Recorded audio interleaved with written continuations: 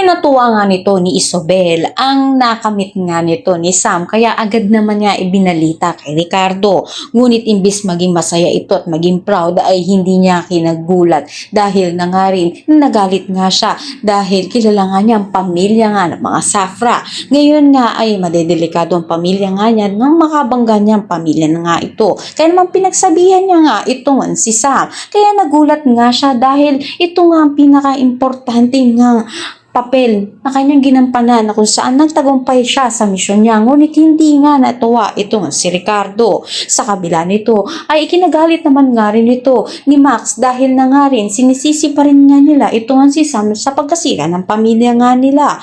Kaya nalungkot ito nga si Sam. Sa kabilang banda naman nga namumblema naman nga rin ito nga si Gabo dahil hindi nga niya nakuha ang pera kay Tatang dahil hindi siya nagtagumpay na maidala ang ulo nga ni Alas Tigre doon. Kaya naman ngayon ay aaksyon nga muli siya na kung saan gagawa na nga siya ng paraan upang makakuha ng pera at maipagamot na nga niya agaran ang kanyang ama ngayong nanganganib ng buhay nito. Kaya magugulat itong nga na si Betchay sa ginawa nga nito ni Gabo na aksyon upang magawa na nga ang pag-opera sa kanyang ama at hindi na nga muli pa na maghirap sila.